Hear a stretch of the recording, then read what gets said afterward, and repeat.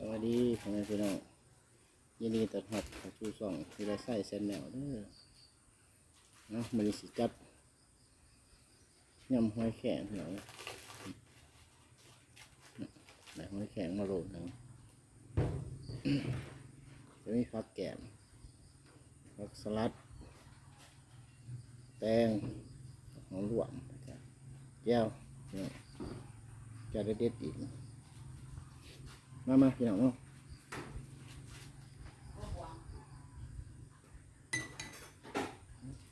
กิน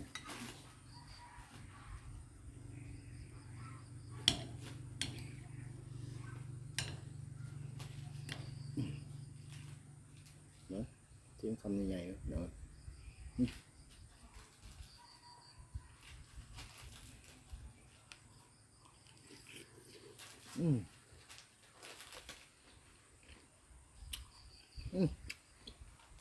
นุ่ม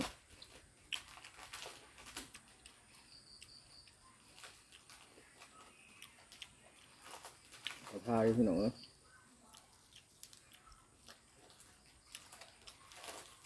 พาเกียร์ทะเลก็มาเลย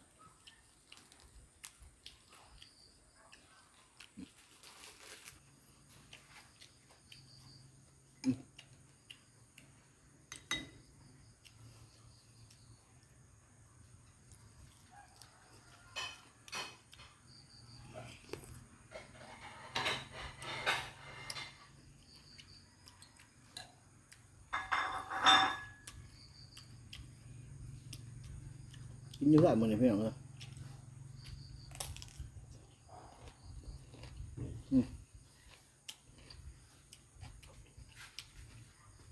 เอาล้างบาทไม่เลื่อนหน่อยเลย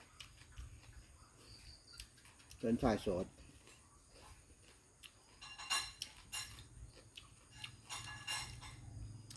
ไว้อยากมายามเด้อ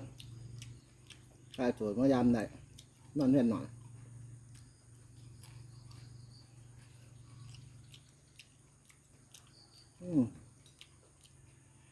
กาไปหน่อยตรวจจัดดีเทียมใช่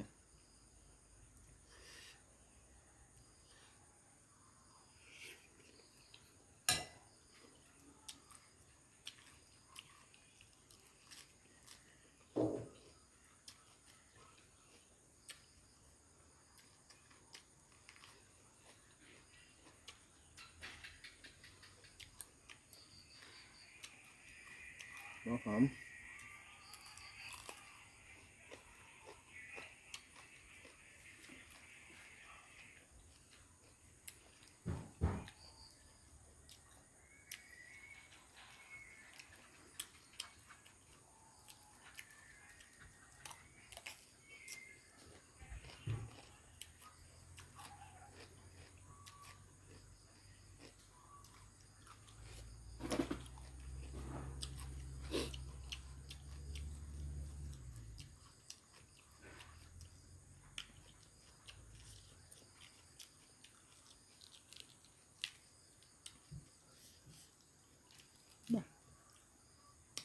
ยังไม่ได้ยุบจุ่มอย่างเลย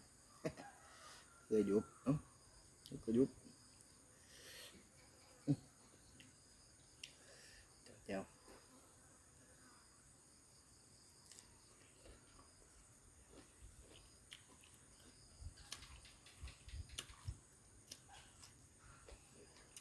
คำตาตี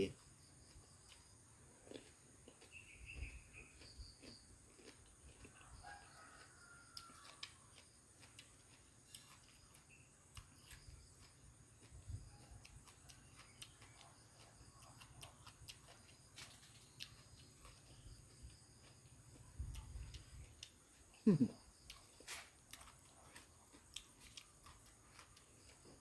่าพอหอมออกดังยินไปหน่อยเนาะ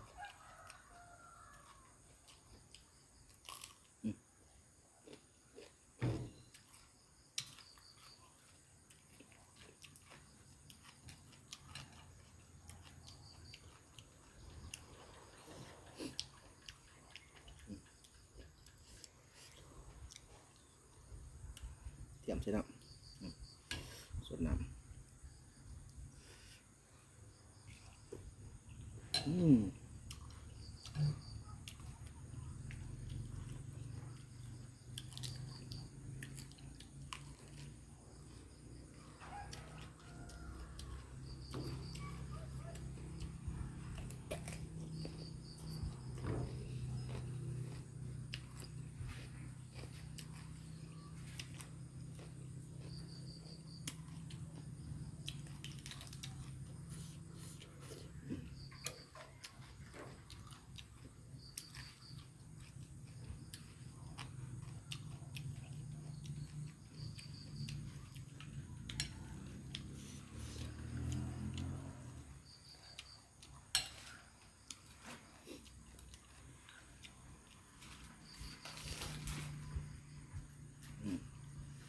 เทียมใส่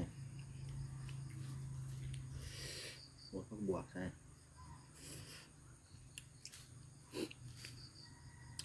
มันแก่ข้าวได้ดีพี่น้องเลยพัดข้าวดีพักเทียมหัวเทียมกับหัวผักบวก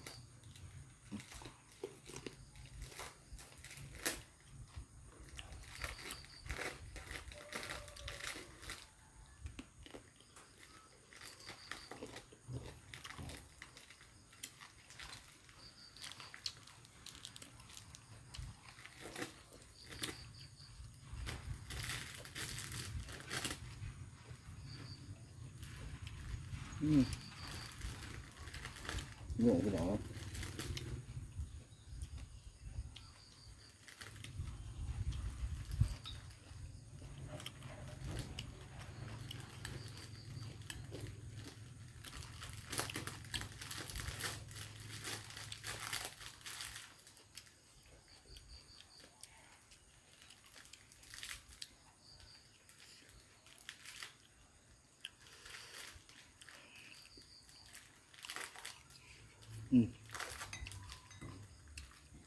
เลิกแก้วกันอืม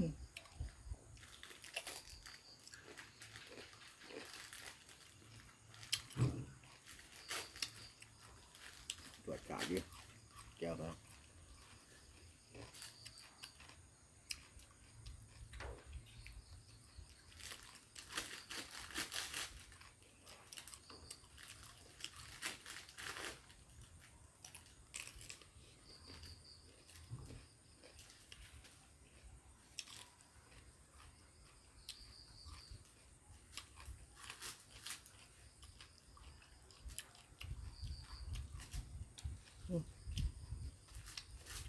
ยังหอม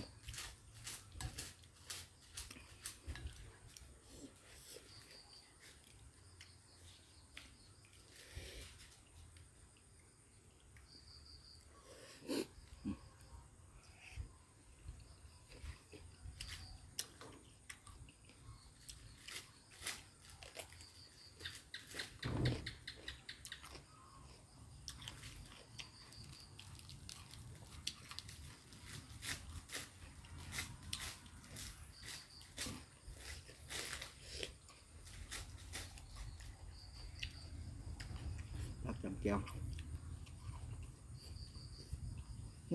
เดี๋ยวแต่อย่างนี้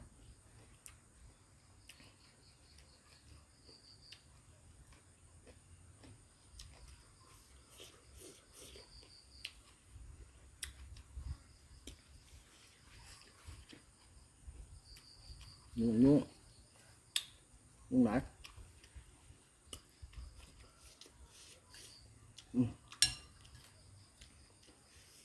เดี๋ยวป๊บนุ่งนะพี่น้องนะ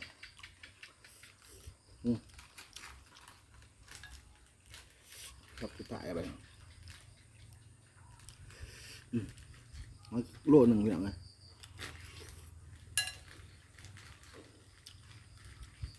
หอยแข็งไงมันว่าหอยขางต้องเกิดหอยขาง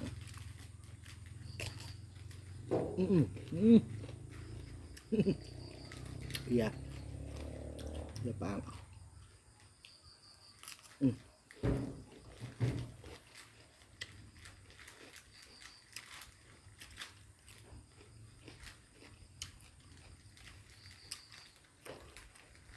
วัดพี่น้องเลย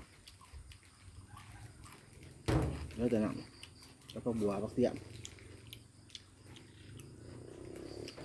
ครับแก้ว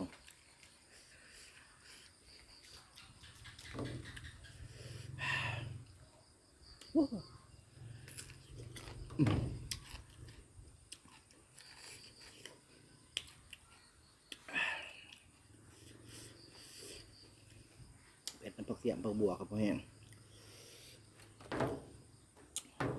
มีของหวานมาเนี่ยอัดถ่ายเบิ้งเสียมก่อนขนมเมียงเลยเค้กขนมเค้กจับอยู่เค้กบุกเผา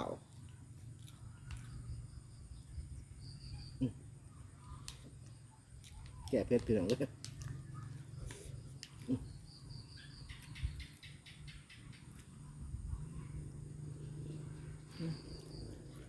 แซ่บบ่แซ่บเป็นดูดนิ้วมือเดี๋ยวอีกอันหนึ่งข้าวกำตัวนี้ข้าวกำใส่มะพร้าวด้วยช่างเนี่ยเห็นว่าจะเดี๋ยวหวานข้าวกำหมดเลยจังเนื้อหวานกับบางอย่างกะทิข้าวกำ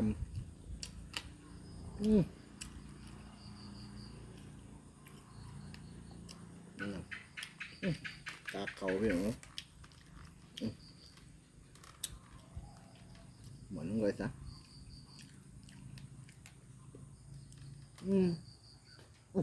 สดเลยพี่น้องเนาะตาเขา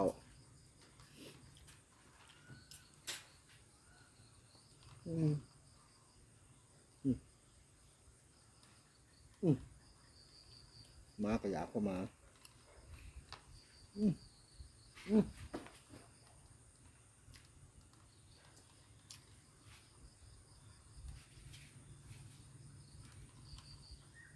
เยอะแต่กาขาวไว้นะ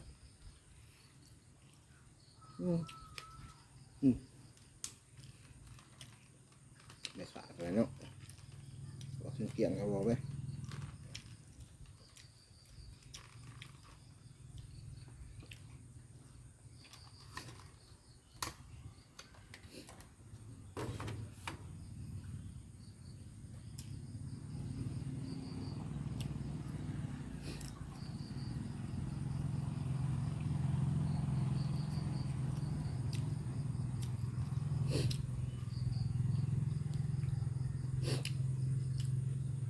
มีเสียงหลุดเลยไม่เอาเนาะก็กระจกขี่ง่ายไปไกลมาก